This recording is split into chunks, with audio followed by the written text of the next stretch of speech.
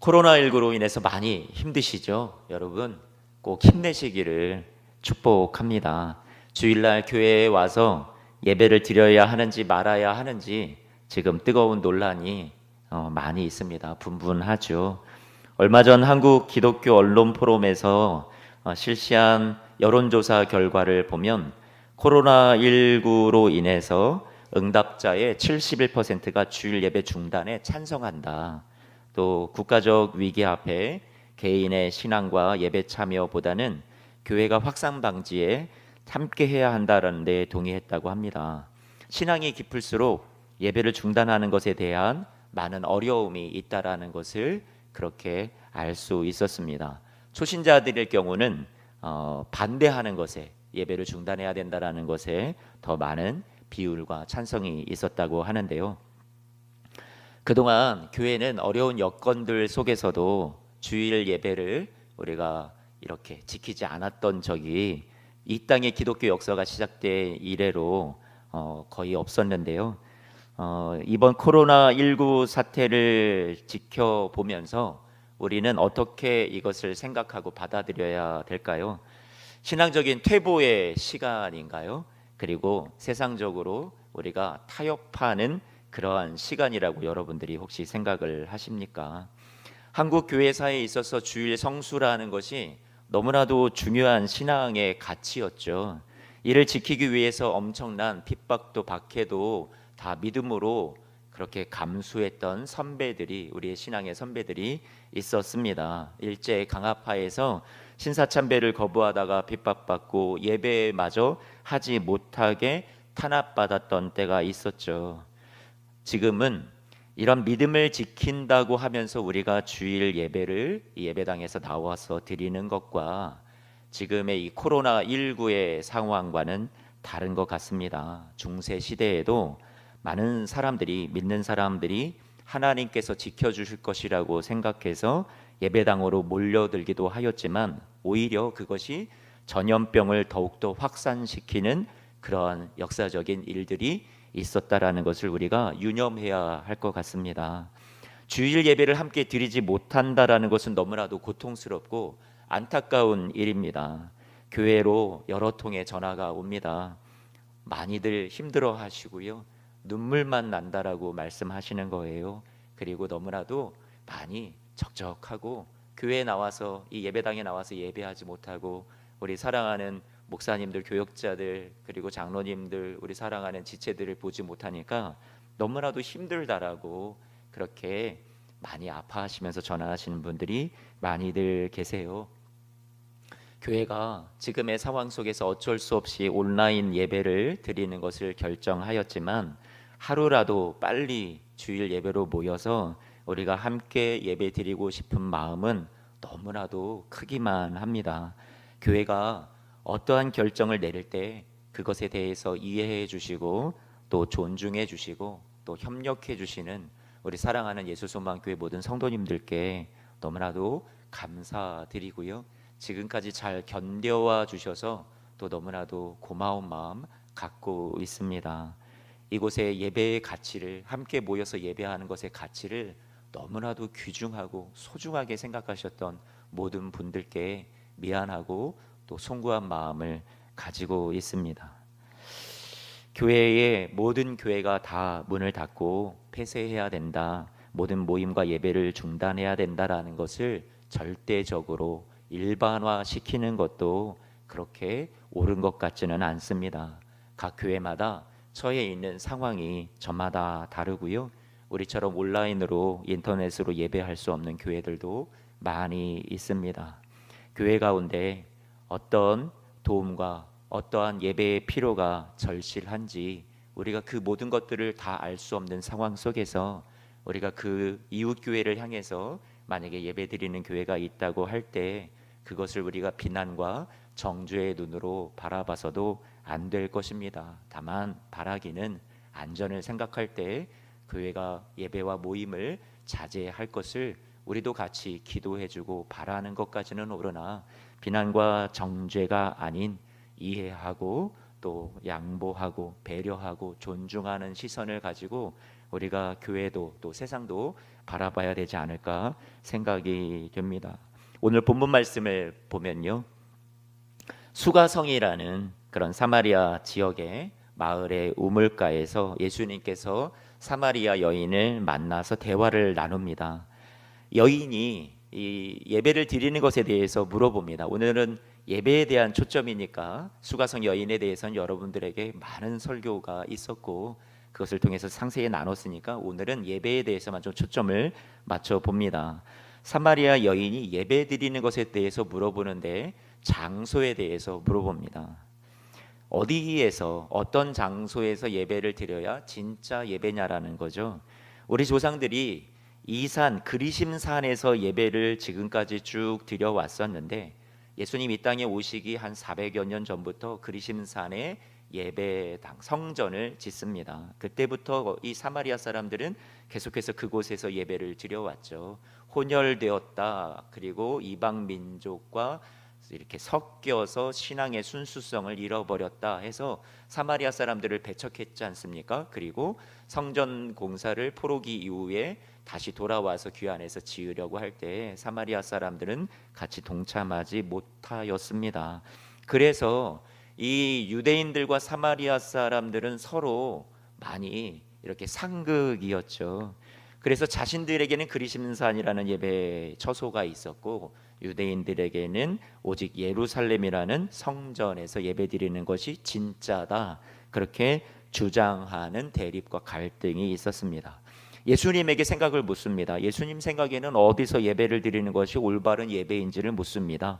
이때 예수님께서 대답하신 것은 오늘 요한복음 4장 21절 본문 말씀에 이렇게 말씀하시죠. 예수께서 이르시되 여자여 내 말을 믿으라.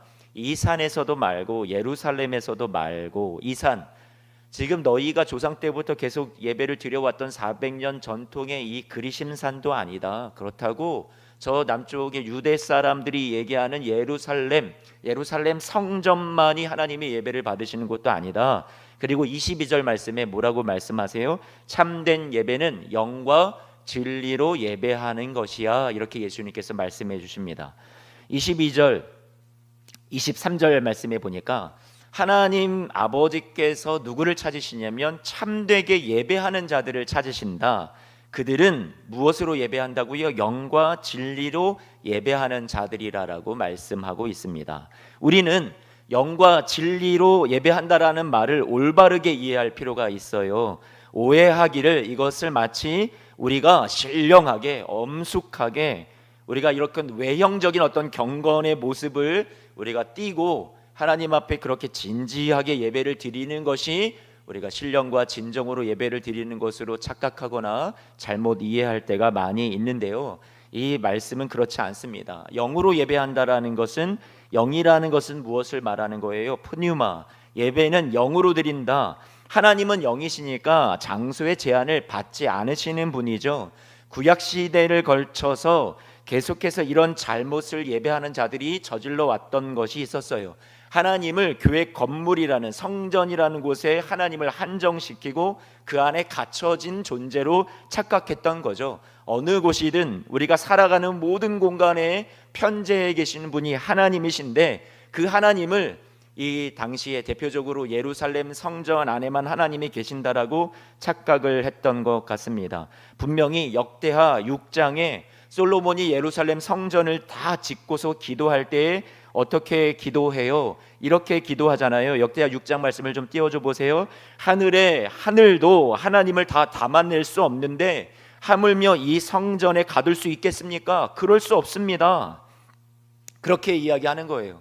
하나님을 어떻게 성전 안에 가둘 수 있겠습니까?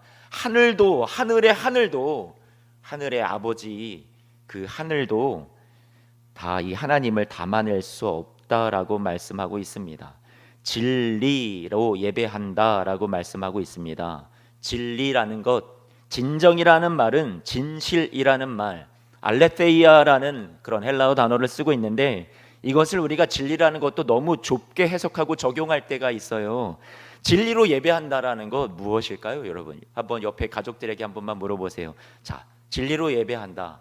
어떤 의미입니까? 어떤 뜻인가요? 한번 물어보세요, 자녀들에게. 부모님들은 또 어떻게 생각하시나요?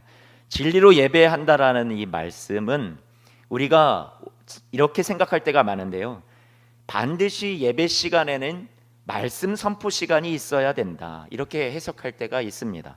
그러니 예수님께서 주신 이 말씀을 이렇게 적용하죠. 설교 시간에 설교 잘 들어라, 그게 진리 안에서 예배하는 거라고. 과연 그러한가요?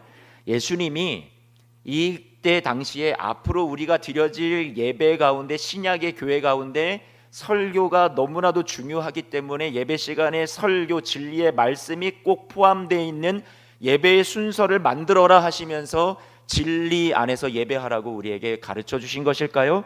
아니요. 설교 잘 들으면서 예배해야 한다가 아니라 하나님이 그 받아주시는 참된 예배는 진리 안에서 예배한다라는 것인데, 여기에서 말씀하신 진리라는 것은 위선과 거짓과 반대되는 것입니다. 거짓과 위선과 반대되는 거예요. 예배에 있어서 설교나 말씀의 중요성을 제가 깎아내리려는 것이 아니라, 설교나 말씀이 우리에게 너무나도 중요한데 그것이 우리의 삶의 예배자에게 주어져 있다면 오히려 그 말씀을 알고 있는 우리들의 삶이 진리에 가까운 삶이 되어야 된다라는 것을 말해주는 것이 더 옳다고 보입니다. 말씀이 주어진 삶이 우리가 진리 안에 거하고 있는가, 그 말씀 안에 거하고 있는가가 오히려 진리로 예배하는 것에 더 가깝다라는 거예요. 날마다 위선적인 삶을 살아가면서 제 아무리 예루살렘 성전에 가서 건물 안에 들어가서 값비싼 제물을 드리고 예배하여도 하나님은 그 예배를 참된 예배로 인정하지 않으신다라는 거죠. 당시 사람들이 하나님에 대해서 아는 지식이 많았다라고 스스로 생각하지만 정말로 하나님의 말씀을 잘 안다라고 그들은 착각했지만 삶에서 말씀이 나타나지 않았던 거예요. 삶에서 잘못된 삶의 예배를 드려왔습니다. 오직 예루살렘 성전에만 하나님이 계신다고 생각하면서 성전이라는 건물 안에 하나님을 가두어 놓고 평소에는 아무렇게나 사는 거죠. 오직 성전에 와서 예배하는 날에만 경건해 보이는 척하고 형식적으로 예배를 드리면서 이 예배가 타락했었던 거죠. 성전에 계신 하나님께 찾아와서 예배만 하면 모든 것을 다 눈 감아 주시고, 성전이 그들 가운데 있는 한, 예루살렘 성전이 우리의 중심에 있는 한 하나님도 우리를 떠나지 아니하실 거고, 우리가 이곳에 와서 예배 드리는 한 하나님이 우리를 멸망하지 않으실 거야, 우리를 복 주실 거야 라고 이 성전 안에 들어오면 안전하다라고 생각했었던 거죠. 그래서 예수님께서는 참된 예배자가 되어야 된다, 이 말씀 속에 세상에서 아무렇게나 진리와 반대되는 위선과 거짓으로 살다가 이 성전에 와서, 건물 안에 와서만 예배 드리는 것은, 그것은 진리로 예배하는 것이 아니다라고 말씀해 주시죠. 마태복음 15장 8절 말씀, 9절 말씀에 예수님께서 이렇게 말씀하시잖아요. 이 백성이 입술로는 나를 공경하지만 마음은 내게서 멀다. 그러면서 하시는 말씀이 나를 어떻게 경배한다고요? 헛되이 경배한다라고 말씀하고 있습니다. 여러분들이 잘 아시는 대로 구약의 가인과 아벨의 예배를 여러분들이 아시죠? 주님께서 우리에게 가인과 아벨의 예배를 통해서 알려주시는 것, 창세기 4장 말씀에 보면 하나님께서 아벨과 그의 제물, 그리고 가인과 그의 제물이라고 분명히 언급을 하고 계세요. 제물만을 받으신다, 받지 않으신다라고 언급하시는 것이 아니라 그 가인이라는 사람, 아벨이라는 사람의 인격을 하나님께서 그 사람 존재 자체를 받으시느냐 안 받으시느냐를 성경은 우리에게 말씀해 주고 있습니다. 다시 말해서 아벨과 그의 제물을 하나님께서 받으신 거고요, 아벨이라는 사람의 삶의 인격과 삶의 내용을 하나님께서 받으신 거고, 그리고 그의 드리는 예물도 받으신 거죠. 그러나 가인은 그의 삶의 내용이 이곳에 하나님 앞에 예배하러 온 장소에서 예배를 드리고는 있지만, 제물을 드리지만 그의 삶이 전체가 하나님이 받으실 만한 예배가 되지 않으니까 하나님께서 가인은, 그리고 그 가인이 드리는 제물을 받지 않으셨다라고 말씀하고 있지 않습니까? 예레미야 말씀에 여러분들도 잘 아시는 대로 제가 예전에도 여러분들과 나눈 적이 있었는데요. 7장 2절 말씀에 보면 이렇게 말씀하잖아요. 너는 여호와의 진문에 서서 이 말을 선포하여 이르기를 여호와께 예배하러 이 문으로 들어가는 유다 사람들아 여호와의 말씀을 들으라 하라 하시는 거예요. 하나님께서 예레미야에게 여호와께 예배하러 성전 문으로 들어가는 사람들에게 하나님의 말씀을 전하라 하는데 그 내용은 이것이었습니다. 4절, 7장 4절에 이렇게 말씀합니다. 너희는 이것이 여호와의 성전이라 여호와의 성전이라 여호와의 성전이라 하는 거짓말을 믿지 말아라. 예레미야 말고 당시에 거짓 선지자들이 성전에서 예배만 잘 드리면 복 받는다 하였는데 하나님이 지금 예레미야를 시켜서 사람들에게 너희가 지금 예배하러 가고 있는 그 성전은 성전이 아니다, 거짓말이다 이렇게 하라고 시키시는 거예요. 하나님께서 성전을 더 이상 성전이라 부르기를 거부하십니다. 그 이유를 어디에 말씀하시냐면 3절 말씀에 이렇게 밝히셨습니다. 뭐라고 얘기하시냐면 3절 말씀을 보면 이렇게 말씀하시죠. 너희 길과 행위를 바르게 하라. 믿는 사람들의 삶이 그들이 걷는 길과 행위가 바르지 못하다라고 말씀하세요. 악하다라는 거예요. 하지만 이들이 여호와의 성전에 나와서 예배하러 모이는 것은 하나님께서 보실 때 그것은 옳지 않다라고 말씀하시는 거죠. 수많은 사람들이 예배하러 몰려오는 그 시간에 예레미야라는 선지자를 보내셔서 여기는 성전이 아니야, 성전이라는 것은 거짓말이야, 너희 길과 행위를 바르게 하라라고 말씀하고 있어요. 길과 행위를 바르게 하라. 그 구체적인 내용을 어디에서 이 주님께서 이 예레미야에게 더 다루고 언급을 하세요? 구체적으로 그러면 우리의 길과 행위를 바르게 하는 내용은 이런 거야, 이런 것들을 잘해. 구체적인 내용을 말씀해 주시죠. 5절 6절에 나와 있습니다. 예레미야 7장 5절 6절 한번 제가 읽어드릴게요. 뭐라고 얘기하냐면 이웃과의 사이에 정의를 행해라. 이방인과 고아와 과부를 압제하지 말아라. 무죄한 자의 피를 흘리지 않아야 한다. 이러한 삶의 예배를 말씀하고 있습니다. 삶의 예배가 이루어지지 않고 우리가 성전에 나와서 건물 안에 모여서 예배하는 것은 그건 예배라고 할 수 없어요. 이건 성전이 아니야, 거짓이야, 이렇게 말씀하고 있다라는 거예요. 다시 한번 말씀드립니다.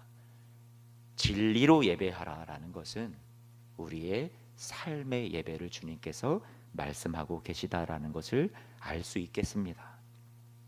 하나님께 나와서 우리가 공동체의 예배, 이 대중의 예배도 중요하지만 일상의 삶의 예배가 너무나도 중요하다라는 것을 하나님께서 우리에게 계속 말씀하고 계세요.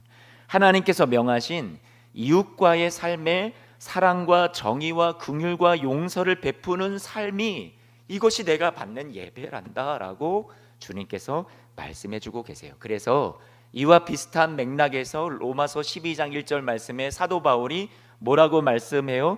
내가 하나님의 모든 자비하심으로 너희를 권하노니 너희의 몸을 어디를 가든지 가정에서든지 직장에서든지 이웃과의 사회생활 속에서든지 그곳에 우리가 예수 그리스도를 모시고 사는 이 성전된 몸이 있는 모든 삶의 처소가 지성소가 되고 예배의 처소가 되니 그곳에서 우리의 몸을 하나님이 기뻐하시는 거룩한 산 제물로 드려라, 예배로 드려라 라고 말씀하고 있습니다. 이것이 너희가 드릴 영적 예배니라 그렇게 말씀하시죠. 마가복음 말씀을 보면 11장과 13장 말씀에 예수님께서 성전이 도둑의 소굴이 되었다라고 말씀하고 계세요. 마가복음 11장 17절인데요. 예수님께서 이렇게 말씀하시죠. 예루살렘 성전 안에 예수님께서 들어가셨는데 그곳에 너무 이 성전 안에 온갖 사람들의 추함과 욕심이 들끓고 있었습니다. 그때 내 집을 만민이 기도하는 집이라 하였거늘 너희가 강도의 소굴을 만들었구나 그렇게 말씀하시죠. 또 이후에 예수님께서 마가복음 13장 2절 말씀에 이렇게 말씀하십니다. 이 건물들을 보느냐, 이 성전을 보느냐, 이 화려한 성전이 하나도 돌 위에 돌 하나도 남지 않고 다 무너뜨려지리라 말씀하신 거예요. 정말로 예수님의 말씀처럼 주후 70년경에 로마 티투스 장군에 의해서 예루살렘 성전이 무너지게 되죠. 지금은 여러분들 성지에 가시면 알겠지만 더 이상 성전 자체로서는 존재하지 않습니다. 요한복음 2장에 예수님께서 뭐라고 말씀하셨냐면 이 성전을 헐어라, 내가 사흘 만에 다시 지으리라. 예수님께서 십자가에서 죽으시고 사흘 만에 다시 부활하셔서 이 땅에 교회를 세우셨죠. 성전을 세우시지 않았어요. 무엇을 세우셨어요? 교회를 세우셨어요. 성전 되신 예수님을 우리 마음속에 모시고 살아가는 저와 여러분, 바로 오늘날에 저와 여러분들이 성전이에요. 저와 여러분 안에 거하세요. 그래서 저와 여러분들을 성전을 삼으시고 우리를 교회로 불러주셨어요. 우리 안에 거하세요. 그래서 우리가 하나님의 집이에요. 그래서 여러분들 지금 어려운 거 압니다. 저도 어렵습니다. 예배당에 모이고 싶어요. 여러분들 얼굴을 뵙고 싶습니다. 공동체 예배의 소중함을 압니다. 하지만 우리가 건물만의 예배가 우리가 절대적인 진리와 가치가 아니니 가정에서도 예배를 드릴 때 하나님은 영이시기에 지금 여러분의 삶의 처소에서 어떤 어려움과 어떤 형편 속에서도 함께 하십니다. 그 주님의 위로를 가정에서도 이곳 예배당에 오는 것만큼 충분히 받으실 수 있어요. 그곳에서도 힘을 내셨으면 좋겠어요. 제가 예배당에 오지 말라는 말씀을 드리는 것이 아니라 지금 안타까운 어려움 속에 우리가 처해 있으니까 여러분 삶의 처소에서도 주님께서 얼마든지 예배를 받으시고 계신다라는 것을 꼭 말씀드리고 싶어요. 옆에 가족들에게 그렇게 인사하겠습니다. 당신은 하나님의 집입니다. 당신이 하나님의 성전입니다. 우리가 예배의 처소입니다. 지금 이곳이 하나님이 계신 예배의 자리입니다. 할렐루야. 우리가 그렇게 서로에게 축복하고 우리가 이 시간들을 힘을 냈으면 좋겠어요. 예배를 우리가 건물 안에서 예배 드리지 못하지만 여러분 각자 처해 있는 삶의 처소에서 예배자가 되어 주십시오. 가정에서, 사회에서 영과 진리로 예배하는 자들이 되어 주십시오. 우리가 생각하는 귀한 가치로서 예배당에 와서 줄 성수하지 못하게 된 것이 우리가 지금의 핍박이 아닌 국가적인 재난 상황을 막기 위한 교회의 공적인 영역에서의 참여로 이해해 주시기를 부탁을 드립니다. 이런 상황에서 우리가 주일 성수라는 신앙의 가치를 말하면서 이곳 예배당의 예배만을 우리가 옳다라고 한다라는 것은 그것은 좀 어려운 지금 상황입니다.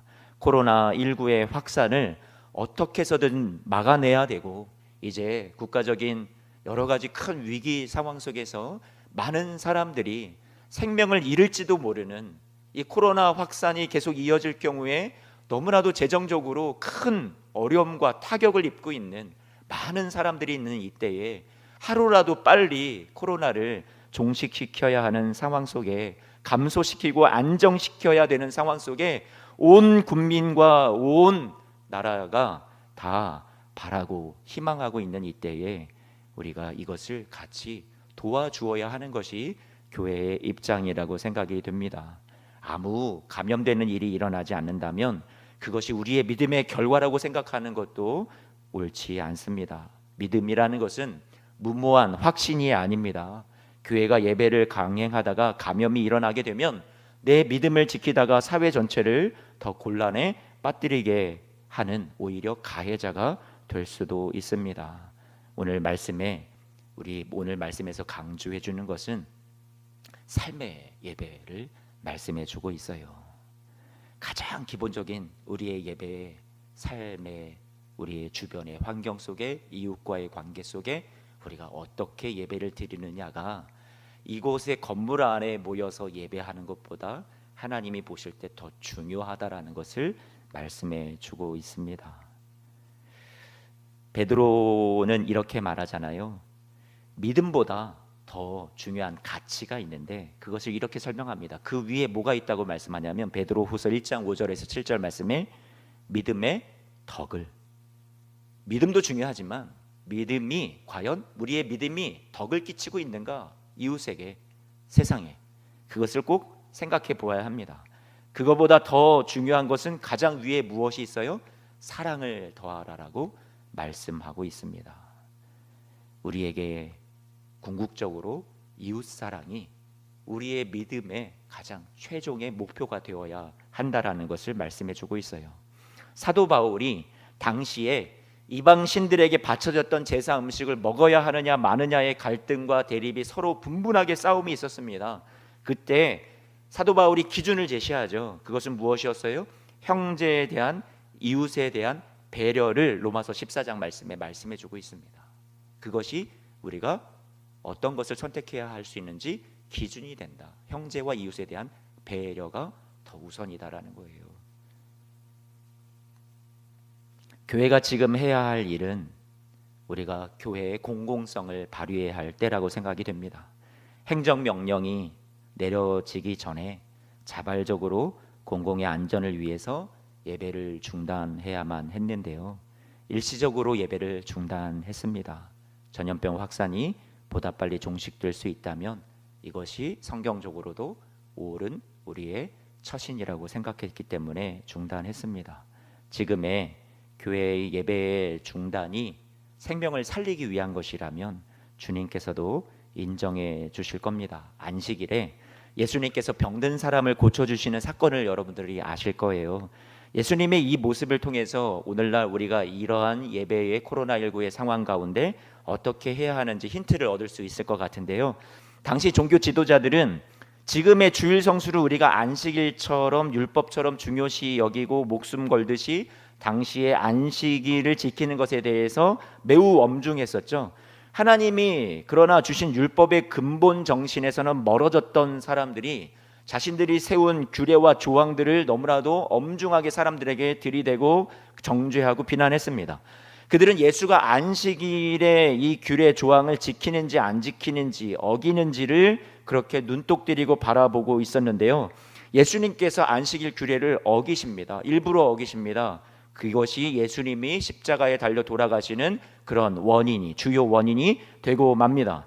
예수님께서 이렇게 우리들에게 안식일에 대해서 예수님께서 어기면서까지 사람의 생명을 살리신 것을 우리가 생각을 해 본다면 이렇게 말해보고 싶어요. 지금으로 말하자면 주일날 예배를 무시하고 안 드리고 예수님께서 사람을 고치고 그들을 섬기는 일에 집중하셨다라고 그렇게 생각해 보았으면 좋겠습니다. 예수님께서 생명을 살리는 일이 율법을 주신 하나님의 근본 정신이라고, 그것이 본질이라고 말씀하시는 거예요. 안식일에 그것을 거룩히 지키면서 예배하는 것보다 사람의 생명을 살리고 그를 섬기고 그를 사랑하고 그를 도와주는 것이, 그를 치유하고 회복시켜주는 것이 오히려 내가 너에게 안식일을 준 더 근본 정신에 가깝다라고 하나님이신 분이, 율법을 창조하신 분이, 제정하신 분이 말씀해 주시는 거죠. 예수님께서 안식일에 손 마른 사람을 고쳐주시면서 물으시잖아요. 주위에 구경하는 사람들에게 선을 행하는 것과 악을 행하는 것 무엇이 옳으냐. 다시 예수님께서 말씀하시죠. 물으시죠. 생명을 구하는 것과 죽이는 것 어느 것이 옳으냐. 안식일이라는 그런 틀 안에, 이거는 무조건 지켜야만 하는 것이라는 틀 안에 갇혀있던 그들에게 예수님께서 말씀하시는 것은 내가 너희들에게 준 것은 그런 의미가 아니야. 이 안식일에 사람을 살리는 것이, 이들을 섬기는 것이 옳다라고 말씀해 주셨습니다. 교회는 공교회예요. 교회는 이웃과 세상을 섬기는 것이, 그 사명을 가지고 이 땅에 세워진 것이 교회입니다. 지금까지 우리 한국교회는 신앙이라는 것이, 믿음이라는 것이 항상 이런 사적인 영역 안에, 교회 건물 안에 갇혀 있는 것에 익숙해져 왔던 것 같습니다. 죄송하지만 저부터도요. 예수님은 혼자 돌을 닦는 수도사가 아니셨습니다. 예수님은 공적인 사역을 하셨습니다. 그래서 예수님의 공생애라고 하잖아요. 예수님께서 가난한 자들을 위해서 하나님 나라의 복음을 전하고 말씀으로 풍성하게 채워주십니다. 실제 떡으로도 그들의 허기진 배를 채워주셨고, 사회에서 소외된 약자들과 병든 자, 죄인들을 가까이 하고 그들을 돌보시고 사랑하여 주셨습니다. 그들과 함께하고 친구가 되어 주셨어요. 안식일에도 불구하고 회복을 주고 살려내야 할 사람들이 있으면 공개적으로 고쳐주셨습니다. 예수님의 사역은, 예수님의 삶은 사적인 영역에 머물러 있지 않았다라는 거예요.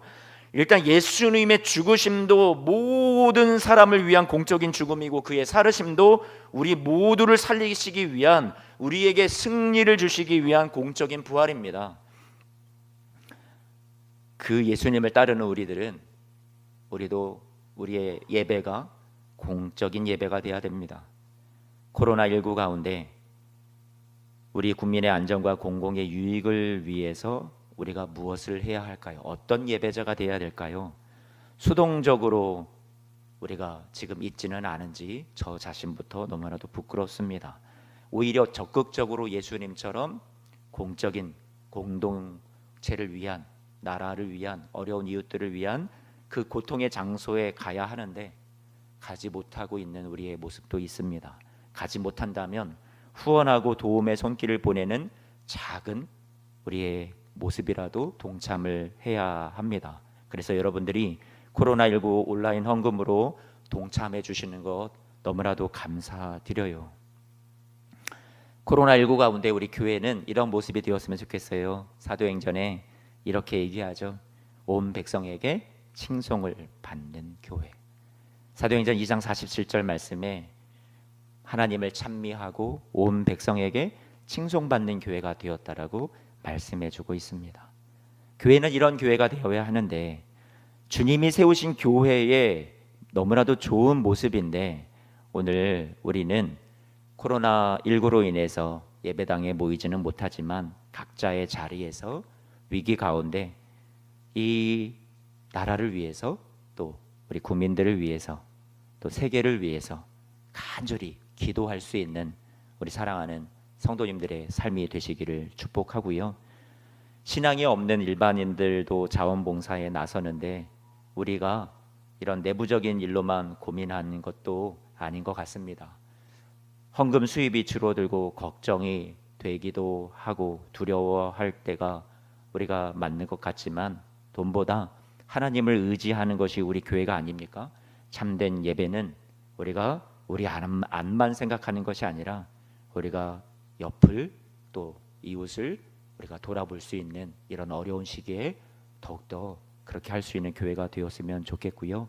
설교만 잘 듣고 찬양하고 기도하는 것에만 우리가 그곳에 건물 안에 갇혀 있는 예배자가 아니라 이웃을 향해서 사랑의 삶이 나타나는 그런 삶의 예배자가, 영으로 또 진리로 예배하는 참된 예배자가 되기를 주님의 이름으로 축복합니다. 끝으로 이런 위기의 상황, 코로나 가운데 많은 변화가 일어나게 되잖아요. 이럴 때 우리는 어떻게 예배해야 합니까? 그러면 지금까지 삶의 예배를 여러분들에게 중요하게, 또 건물 안에 갇혀 있지 말고, 하나님은 영이시니까 우리가 어느 곳에서도 예배 드릴 수 있다 말씀드려 왔는데요. 지금 위기와 변화 가운데 우리 예배의 자세에 대해서 여러분들에게 좀 말씀을 드리고 싶습니다. 두 가지 경향을 보이는 것 같아요. 첫 번째는 지금 이렇게 예배당에 모여서 예배를 드리지 못하니까 다 손을 놓는 경우가 있는 것 같습니다. 아유, 편하다 하고 그냥 예배에 우리가 사모함도 떨어지고, 그리고 모이어서 예배하는 어떤 우리의 예배드리는 자세도 좀 나태해지고 게을러지고 긴장도 다 풀리고, 우리가 혹시 그러한 시간들로 지금의 시간들을 보내고 있지는 않은지 모르겠습니다. 교회 뭐 수요일도 예배도 없고 금요일도 안 모이고 주일도 안 모이니까 나는 그냥 내 신앙도 여기서 그냥 좀 쉬련다 하고 올스탑, 그리고 정지, 그리고 퇴보, 정체, 이렇게 머무르는 신앙의 모습, 이것이 한 가지 이런 코로나19 가운데 우리가 대처하는 우리의 모습 가운데 있을지 모르겠습니다. 우리는 이것을 지양했으면 좋겠어요. 코로나19는 지금 우리에게 어려움이지만 이 어려운 상황 가운데 우리가 다 손 놓고 있을 것이 아니라요, 오히려 이 위기와 어려운 때에 우리가 좀 새롭게 도전해 보면 어떨까요? 오히려 더 예배를 잘, 집에서라도 예배를 드리지만, 또 영상으로 예배를 드리지만, 이 예배를 더 소중하게 하나님 앞에 올려드릴 수 있는 우리의 여러 가지 노력이 필요하지 않을까요? 더 한번 우리가 뛰어봤으면 좋겠습니다. 최선을 다해봤으면 좋겠어요. 예배의 환경을 잘 한번 만들어 보십시오. 가정에서 예배를 드릴 때도 여러분들이 깨끗이 씻고 그리고 가정 안에 단정히 가족들과 함께 모여서 예배 드릴 수 있는 환경을 잘 만드신 다음에 예배에 한번 집중해 보십시오. 찬송을 한번 부르더라도 마음을 다해서 한번 불러보고요. 여러분들이 항상 이 건물 안에, 교회 예배당 안에 와서 예배를 드리는 것만 그것이 너무나도 은혜야 라고 생각했던 우리의 제한 두었던 마음도 이 시간 한번 풀어보시고요. 그래, 가정 안에서도 얼마든지 뜨겁게 예배할 수 있어, 그렇게 좀 생각해 보았으면 좋겠어요. 사랑하는 성도 여러분, 우리가 함께 모여서 예배하는 가운데 가정 안에 서로를 축복해주고 서로를 위해서 기도해 줄 수 있는 시간이 우리 안에 또 풍성하게 일어났으면 좋겠습니다. 더욱더 우리가 삶의 자리에서 예배하기에 힘쓰시고 개인의 경건 생활에 힘쓸 수 있는 그런 저와 여러분들이 되셨으면 좋겠어요. 우리가 함께 모여서 예배할 수 있는 그날이 오기까지 자신의 개인의 경건한 신앙생활을 돌보시고 더욱더 그곳에 전념하시고, 그래서 말씀을 묵상하고 큐티도 하시고 성경도 많이 읽으시고 개인 기도에 더욱더 힘쓰시고, 가족들이 모여있는 시간들이 많다면 가정 예배를 우리 가장들이, 우리 아빠들이 도전해 보시고요. 또 아빠들이 너무나도 할 수 없는 어려운 환경 가운데 있으신 분들은 우리 엄마들이 이 예배를 인도해 나가셔도 좋을 것 같습니다. 또 이 기회에 자녀들에게 예배를 돌아가면서 인도하도록 그렇게 맡겨보시는 것도 순서지에 따라서, 누가 가르치거나 하는 것이 예배가 아니니까 그 가정 예배 순서지를 참고하셔서 돌아가면서 예배를 인도하는 것도 좋은 방법일 것 같습니다. 그리고 그렇게 예배를 드리면서